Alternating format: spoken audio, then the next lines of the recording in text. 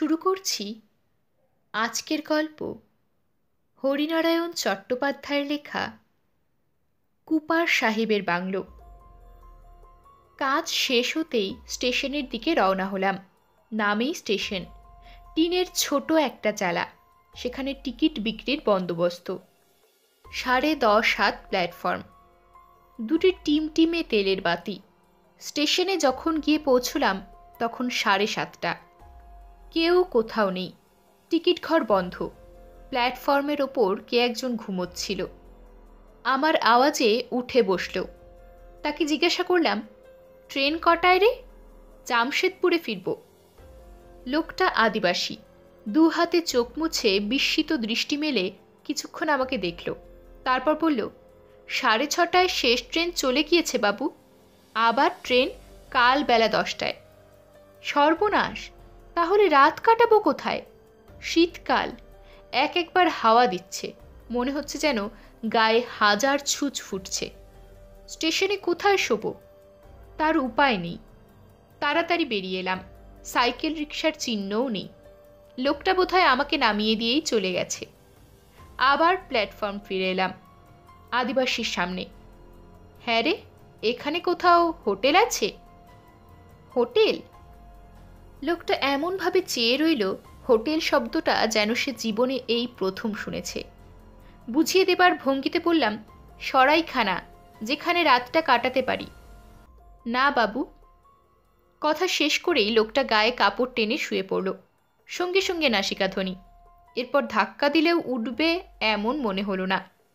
সঙ্গে বিছানাপত্র বা বাক্স প্যাটরা কিছুই ছিল না, থাকবার কথাও নয়। শহরের অফিস থেকে এখানে একটা জরুরি চিঠি বহন করে এনেছিলাম। বন বিভাগের ছোট্ট একটা অফিস আছে, সেখানে একটা টেন্ডার পৌঁছে দেওয়া। আসবার সময় বাসে এসেছিলাম, যাবার সময় শুনলাম বাস বন্ধ।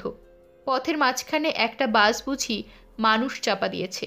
ব্যাস, তাই নিয়ে হৈ হৈ কাণ্ড। ইট মেরে গোটা কয়েক বাস অচল করার পর বাস আর যাচ্ছে না। অপেক্ষা করে করে ক্লান্ত হয়ে একটা সাইকেল রিকশা ধরে স্টেশনে এসেছিলাম। ট্রেনেরও এই ব্যাপার। এই ঠান্ডায় এভাবে খোলা আকাশের নিচে দাঁড়িয়ে থাকলে জমে যাবার আশঙ্কা।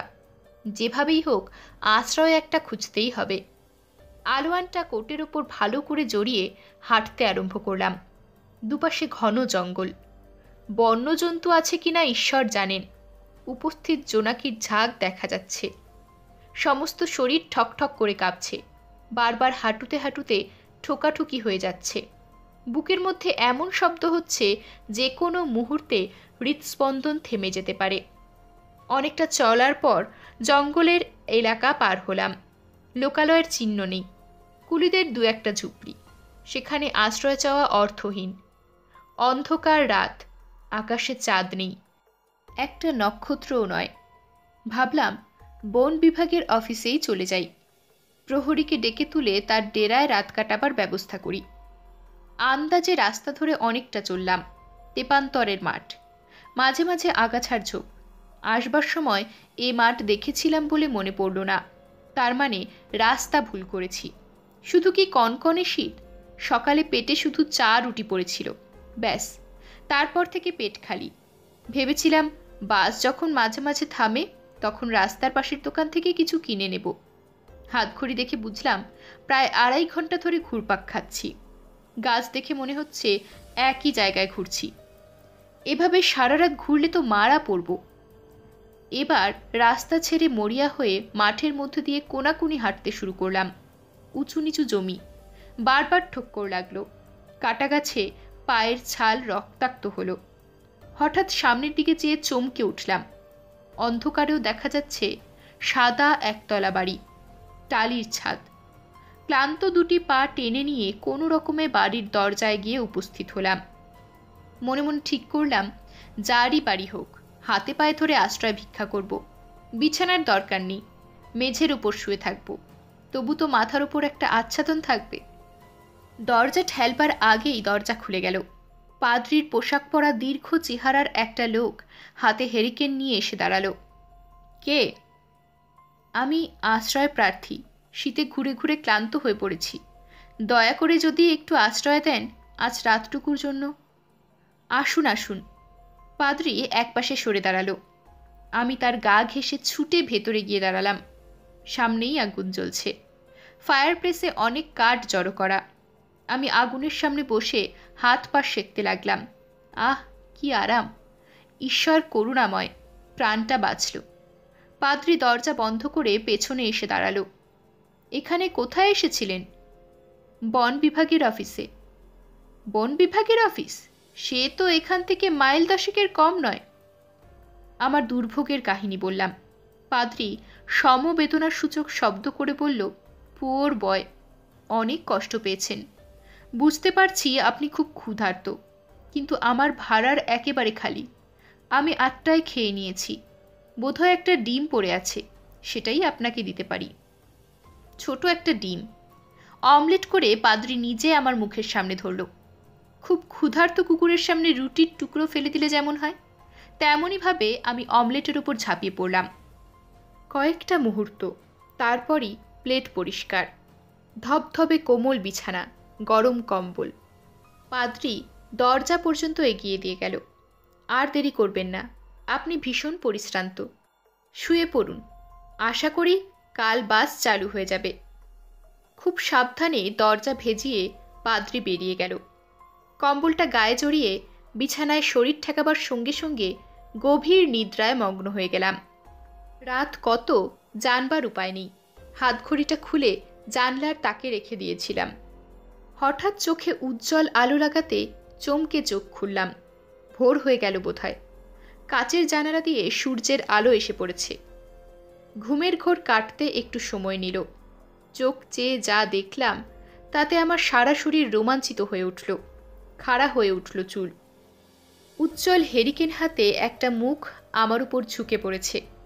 মুখ বললাম বটে, কিন্তু মুখ নয়, একটা মরার মাথা। চোখের জায়গায় বিরাট গর্ত, দাঁতগুলো বেরিয়ে আছে। এ যে জ্যান্ত মানুষ গো! কতদিন পরে জ্যান্ত মানুষ দেখলাম, তাও আবার পুরুষ মানুষ। পুরুষ মানুষ কথাটা উচ্চারণ করার সঙ্গে সঙ্গে মনে হলো চোখের গর্ত থেকে তীব্র লাল আলো বিচ্ছুরিত হলো। খটখট করে উঠল দাঁতের সার। এই পুরুষগুলোকে দুনিয়া থেকে মুছে ফেলতে পারতাম। কথাগুলো সব আমার কানে এলো, কিন্তু সমস্ত ইন্দ্রিয় এত ক্লান্ত যে সব কিছু শোনবার বা বোঝার সাধ্য আমার ছিল না। কি হয়েছে রে, কি হয়েছে? আর একটা কর্কশ শব্দ কানে এলো। চোখ ফিরিয়ে দেখলাম আলোর আওতায় আর একটা মুখ ভেসে উঠল। এও মুখ নয়, করটি। শূন্যে শুধু মুখটা ভাসতে ভাসতে এলো। এই দেখ, জলজান্ত পুরুষ একটা এসেছে, গায়ে মাংস রয়েছে, আরাম করে আমাদের জমিতে শুতে এসেছে। বলিস কি জোয়ান, স্পর্ধা তো কম নয়। তোর তো মনে আছে আমার কথা। ও মা, মনে আবার নেই? এই তো সেদিনের কথা, আমার চোখের সামনেই তো সব কিছু ঘটল। আমি তো কোনোদিন ভুলব না, সে ঘটনা ভোলা যায় না ডরথি। এটুকু বুঝতে পারলাম দুজনেই মেয়ে। একজনের নাম জোয়ান, আর একজনের নাম ডরথি। উজ্জ্বল হেরিকেনটা দুলে দুলে উঠল, আর সঙ্গে সঙ্গে কর্কশ একটা শব্দ, ঘর ঘর ঘর। বাড়ির সাদা দেয়ালগুলো সরে সরে গেল। হালকা সবুজ রং করা 4টে দেয়াল এসে আমাকে ঘিরে ফেলল। আগের দেয়াল সাদা আর একেবারে শূন্য, কিন্তু এ দেয়ালে নকশা কাটা কাগজ আটা। গোটা 2 ছবি টাঙানো রয়েছে, একটা ক্যালেন্ডার। আমি অবশ হয়ে পড়ে আছি। 2-1বার ওঠবার চেষ্টা করেও পারলাম না। নিজের গায়ে চিমটে কাটলাম। বেশ লাগলো। তার মানে সজ্ঞানে রয়েছি। তাহলে চোখের সামনে এসব কি? অমলেটের সঙ্গে অল্প একটু জল খেয়েছিলাম, পাদ্রি দিয়েছিল। সেই জলের মধ্যে কি মাদক দ্রব্য কিছু মেশানো ছিল, যার ফলে চোখের সামনে অলৌকিক এসব দৃশ্য দেখে চলেছি? একটু দূরে কোলাহল শোনা গেল, পুরুষ পুরুষ কণ্ঠ। তারপরই দেখলাম একটি যুবতীকে টানতে টানতে একজন যুবক প্রবেশ করল। এদিকে লক্ষ্য করিনি। গোটা 2 সোফা, সামনে একটা সেন্টার টেবিল। যুবতীকে এনে যুবকটি সোফার উপর আছড়ে পড়ল। যুবতীর সাজ পোশাক দেখে লজ্জা পেলাম। পাতলা ফিনফিনে একটা স্কার্ট পরনে, ভেতরে আর কোনো আবরণ নেই। তাছাড়া টানাটানি করে আনার জন্য স্কার্টের অনেক জায়গায় ছিঁড়ে গেছে। যুবকটি কোমরে হাত দিয়ে দাঁড়ালো। শয়তানি, এবারে তোকে হাতে নাতে ধরেছি। বল, জানলা দিয়ে যে লোকটা পালালো সে কে? যুবতী মাথা নাড়ল। আর্থার, ভুল দেখেছ তুমি। নিশ্চয়ই ক্লাব থেকে নেশা করে এসেছো। আমি তোমার দেরি দেখে বিছানায় শুয়ে পড়েছিলাম। জানি তোমার কাছে ডুপ্লিকেট চাবি আছে, ঢুকতে কোনো অসুবিধে হবে না। যিশুর দিব্যি, তোমাকে আমি সত্যি কথা বলছি। যুবক সজোরে যুবতীকে একটা লাথি মারল। যুবতী সামলাতে না পেরে কোচ থেকে মেঝের উপর গড়িয়ে পড়ল। বীজ, তোর এই পাপ মুখে যিশুর পবিত্র নাম উচ্চারণ করিস না। যে লোকটা পালালো সে কপার কারখানার ম্যানেজার হালদার, তা আমি জানি। তোদের আশনাই অনেক দিন থেকে চলেছে, সে খবরও আমি রাখি। আমি শুধু ধরবার অপেক্ষায় ছিলাম। তুমি মিথ্যা দোষারোপ করছো আর্থার। ডরথিকে জিজ্ঞেস করো, সে তোমাকে সব কথা বলবে। ডরথি? আর্থার মাটিতে থুথু ফেলল।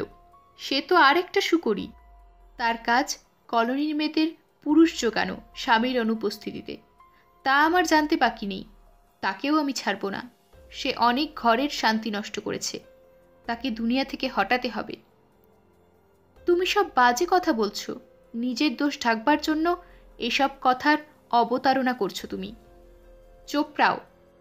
আমি ক্লাবে জুয়া খেলি, মদ খাই, কিন্তু কোনোদিন কোনো মেয়ে ছেলের দিকে চোখ তুলে চেয়েছি কেউ বলতে পারবে? হ্যাঁ হ্যাঁ, জানি, পুরুষ মানুষের সাতখুর মাপ। দোষ করে আবার উল্টোপাল্টা কথা। এবার আর্থার সজোরে যুবতীর পেটে একটা লাথি মারল। দু হাতে পেট টিপে ধরে যুবতী কুকিয়ে উঠল। কি সর্বনাশ করছো তুমি? জানো না আমার পেটে তোমার সন্তান? আমাদের ভবিষ্যৎ বংশধরকে তুমি মেরে ফেলবে।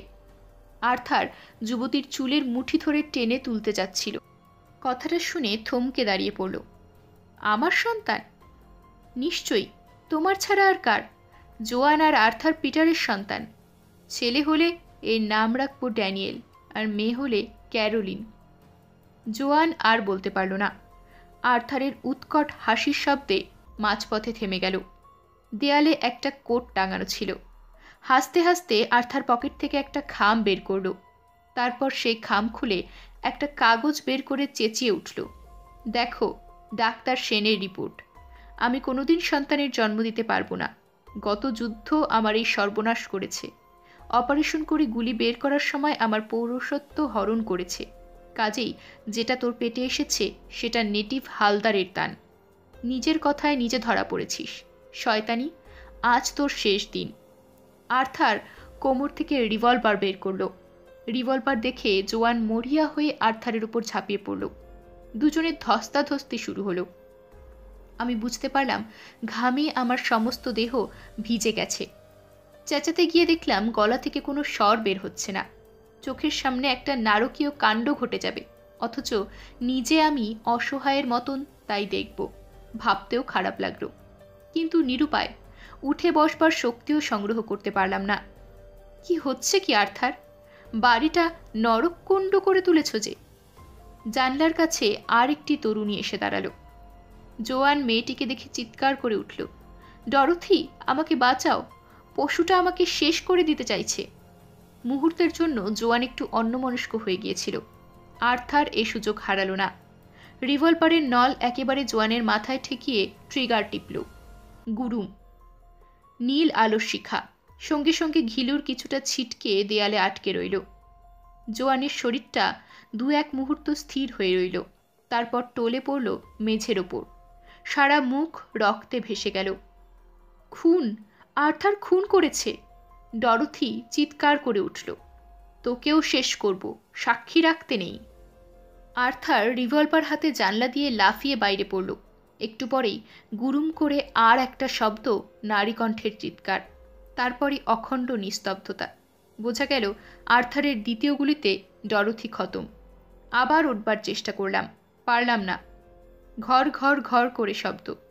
বিরাট একটা কাঠের চাকা যেন ঘুরছে। দেয়ালগুলো সরে সরে গেল। বুঝতে পারলাম আবার পুরনো দেয়াল ফিরে আসবে, পুরনো পরিবেশ। কিন্তু না, এবার আর কোনো দেয়ালই ফিরে এলো না। পরিবর্তে কনকনে ঠান্ডা হাওয়া, হাড়ের মধ্যে রক্ত জমিয়ে দেবার মতন অবস্থা। হাত দিয়ে অনুভব করলাম বিছানা উধাও। ভিজে ঘাসের ওপর শুয়ে আছি। শিশিরে ভেজা মাঠ। আকাশের দু একটা নক্ষত্র মিটমিটে দীপ্তি। তার মানে অনাবৃত আকাশের তলায় মাটির শয্যায় শুয়েছিলাম। উঠে বসলাম।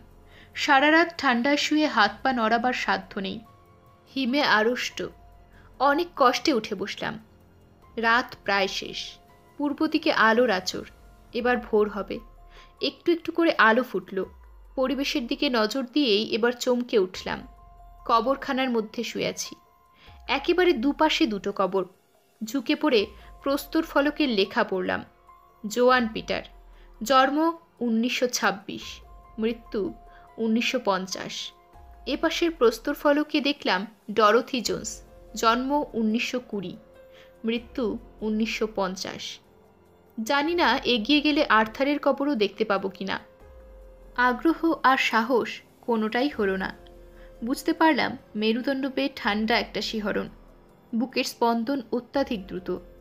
যেমন করে হোক এ পরিবেশ ছেড়ে পালাতেই হবে। সম্ভবত কাল আশ্রয়ের আশায় মাঠে মাঠে ঘুরে ক্লান্ত হয়ে কবরখানার মধ্যেই শুয়ে পড়েছিলাম। তারপর উত্তেজিত মনে বিচিত্র স্বপ্ন দেখেছি। উঠে পড়লাম। রাস্তার দিকে এগোতেই মুখোমুখি দেখা হয়ে গেল একটা শাল গাছের নিচে পাদ্রী দাঁড়িয়ে। আমাকে দেখে বলল, আশা করি ভালোই ঘুমিয়েছেন। এই রাস্তা ধরে সোজা চলে যান, বাস স্টপ পাবেন। প্রথম বাস এখানে 6:10। মাথাটা ঘুরে উঠল। পেছন দিকে ফিরে দেখলাম ঘন কুয়াশায় কবরখানা ঢাকা পড়ে আছে। কিচ্ছু দেখা যাচ্ছে না। পাদ্রীকে বললাম, কাল আমি তো আপনার বাড়িতেই আশ্রয় নিয়েছিলাম। পাদ্রী বলল, হ্যাঁ, এখানে আমার বাড়িকে সবাই বলে কুপার সাহেবের বাংলো। কিন্তু আমি কিছু বুঝতে পারছি না। রাত্রে অদ্ভুত সব স্বপ্ন দেখেছি, জোয়ান, ডরোথি আর আর্থারের। নৃশংস হত্যাকাণ্ড। জেগে উঠে দেখি কবরখানায় শুয়ে আছি। কী সব বলছেন? ওই তো আমার বাংলো। পেছনে ফিরে দেখলাম, কিছুই দেখতে পেলাম না। সামনের দিকে চেয়ে দেখলাম গাছতলায় পাদ্রী নেই, একেবারে ফাঁকা। আবার পেছনে দেখলাম, কুয়াশা সরে গেছে। কবরখানা পরিষ্কার দেখা যাচ্ছে। প্রস্তর ফলকগুলো শানিত বর্ষার মতন রোদে চকচক করছে। এরকমই আরও সব গল্প পেতে চ্যানেলটিকে সাবস্ক্রাইব করে দেবেন। আর গল্পটি যদি ভালো লেগে থাকে তাহলে লাইক, শেয়ার আর কমেন্ট করে দেবেন।